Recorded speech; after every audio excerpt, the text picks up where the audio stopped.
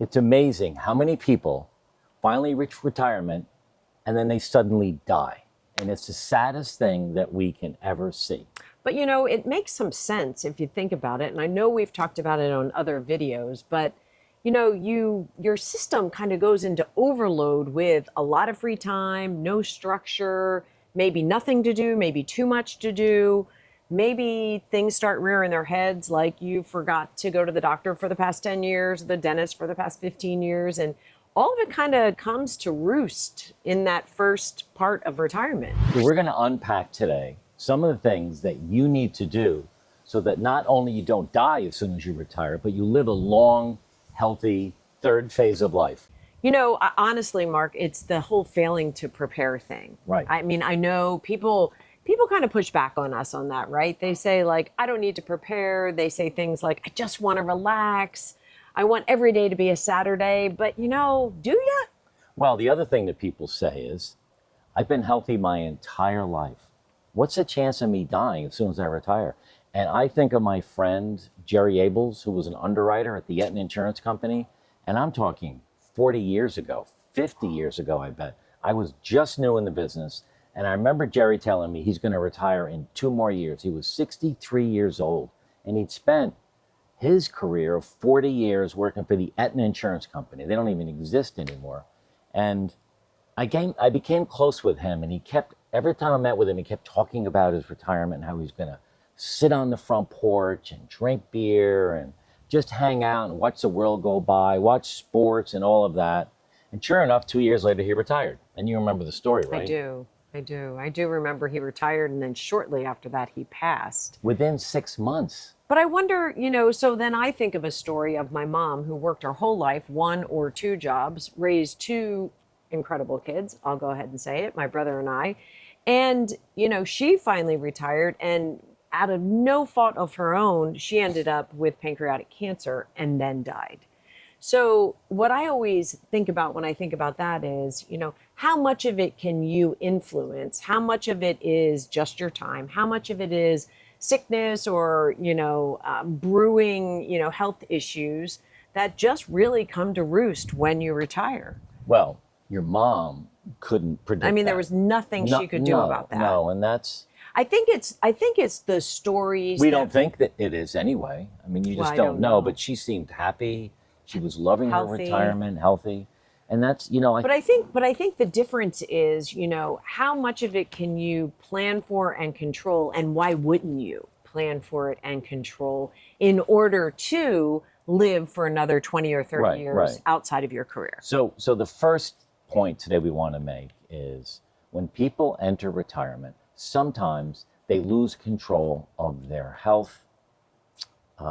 Their health structure, going to the doctor and all of that. And this is the time when you now have more free time, you actually want to spend a lot of time finding out what may be hidden ailments that you didn't know about. And even finding your baseline, right? So like you retire, give it your week or 2 weeks or whatever you need to do to like sleep in, relax, all those things, and then buckle down. Like, what is my baseline health? Like, what is my baseline blood pressure? Or how's my sugar?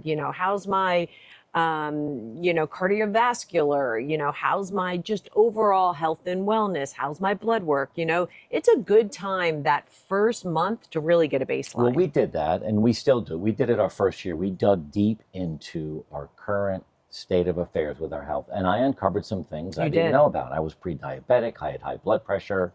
These were things, some calcium buildup on your arteries. Yeah, and we ignored this because we were too busy at work. So now I've changed my diet. We do a lot more exercise. So we've adapted to the new health issues that we have. You've lost weight. I've lost weight. We both built a lot of muscle. So it's really important to do that when you first retire. That's the first thing. The second thing you have to think about is having purpose. Yeah. When you lose the purpose that perhaps you had during your career, even if you hated your job, you had a reason to get up in the morning, to go into work and something to talk about and people to see. But when you step away from your career and now you find yourself with a lot of free time and no real purpose, that can be devastating to your health. Well, and the other thing is oftentimes purpose, equates to like a structure, right? A routine. Your purpose is driven by, maybe a passion project, or maybe it was work. But without that purpose and without that structure that kind of goes hand in hand with it, you can feel a bit lost and aimless. There are studies that say purpose-driven lives lead to an extended life expectancy. I was just going to So say like that. every day you have to get up and say, like, what's my deal? Like, and purpose is kind of an overused word. So maybe it's just, what do I need to focus on today, or whatever the language is that will get you motivated. I think it could be deeper. I mean, it could be very specific, like I'm going to be the best grandparent ever. I'm going to volunteer. I'm going to spend all day long bringing joy to your life. That'd be a good purpose. That would be. Get started, mister. Get started on that. So having some purpose will extend your life and make you happier. All right. The third thing is, and we've talked about this before in other videos, the power of social connection, because social connection really protects you against rapid decline and rapid aging. Maintaining friendships, staying connected, or getting reconnected with people who used to be a big part in your life. And I say all of that, but wrap it with, make sure you're including the people, the ingredients in your life that really work for you. No longer do you need to go in to work, like I used to do, and there'd be X person, Y person, Z person driving me up the wall. I don't need that anymore. I can surround myself with good, healthy, forward-looking relationships. Well, we know so many people, including ourselves, that left our careers, and we don't hear from anybody. As a matter of fact, we were just down in New York last week. We hadn't really been there that much, but it's only been 5 years. And there are all sorts of acquaintances that we had relationships with that we could have reached out to, but we hadn't heard from them in 4 years. So when you step away from your job, you will lose people. So you've got to find a way to supercharge meeting new people. And I think we do a pretty good job of that. We're very purposeful in building a new community. Yep. We talked a little bit about physical health, but physical health and mental health needs to be a priority for you to thrive during this phase of life. Right. If you're feeling depressed, really depressed, you might want to seek some professional help. But to wake up sad, to wake up with a hangover every day and feel depressed, you're going to get yourself into a state of affairs it's going to be very hard to dig yourself out of. I will say during my career, I never really focused on the mental well-being, for myself. Right. I think I protected and I sustained mental well-being for my teams, my children, even the dogs. I'll put the dogs in that mental well-being that I always worried about. But who I didn't worry about was myself and my own mental well-being, and taking that time. And Mark and I are in a course right now where yesterday the entire coursework was about awe, A-W-E. Like, how many things in your day can you just really feel deep in your heart, deep in your soul, this sense of awe? And that brings really good mental clarity, mental awareness, happiness, a light feeling about things. So challenge yourself on this mental wellness piece. I really do believe that this is the time you can focus on that. That idea of awe was so revealing for me yesterday, for both of us. I get up very early, I meditate, I journal, I exercise, I go to watch the sun come up. I might journal a little bit more, come back and we have coffee. But in this idea of awe, there were 8 different ways in which you can experience awe. A walk in nature, watching the sunrise, listening to fantastic music, writing a book, listening to a book on tape, something that you're involved in that's bigger than you.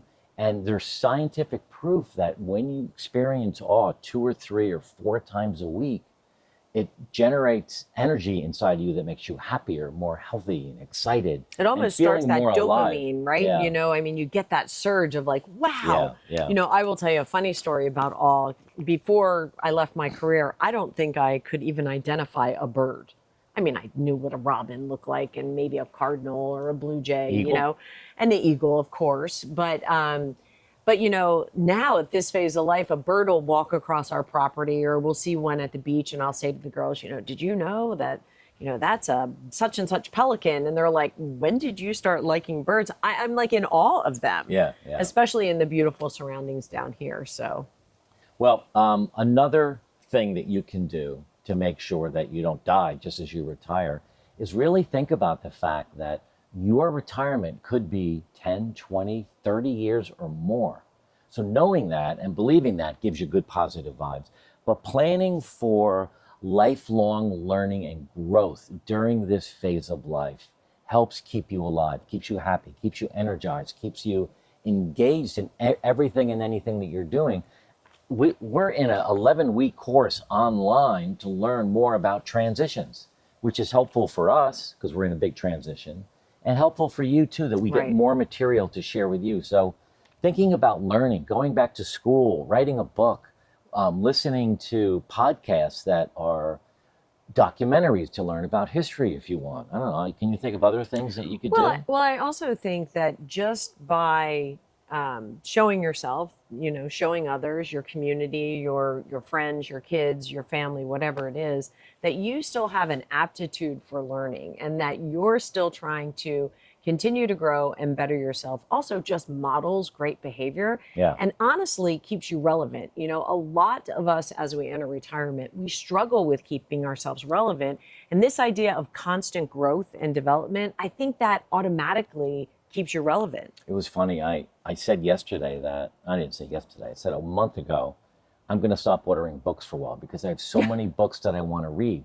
We're in a coffee shop in downtown Philadelphia yesterday, and I see this guy reading a book. It was a beautiful cover, and it said Joyful on it in big print. And I looked it up on my phone, and I said, well, that looks like an interesting book. So I actually got up from our table, sat down next to the guy, and asked him about the book, and he told me all about it. It was just given to him as a gift at a conference he's at, and he's absolutely loving it. So it arrived yesterday. I saw that And I started reading it arrived last yesterday. night. But reading books is really a great way to keep your brain sharp. The last thing we want to talk about is, and we talk about this a lot, is really in order for you to thrive and survive this huge transition in your life is start planning early. Now, I don't know where you're at right now in your retirement. You could be 20 years in and you just jumped on our channel and said, oh my gosh, this is great. Well, you can still start planning today for tomorrow. I don't want anyone to think it's ever too late. Right. But if you're 30 or 40, you can start planning now. Yeah, absolutely. In fact, when we started this channel and we started doing, research and all of that, I think our kids, and they range in age, from like 40 down to 26. I think they all started to take this phase of life differently, more seriously, and some more thoughtful planning around it. So you could be 26 in planning, you can be 76 in planning. But the one thing we do get pushback on is how much planning really needs to happen.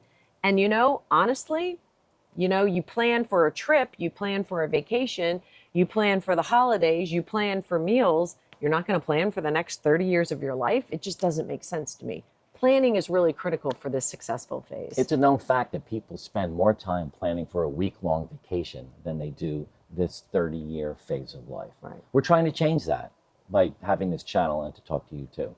But we hope you like this video. You're going to like this next one too. Top tips for a long, healthy, happy retirement. Watch this one next.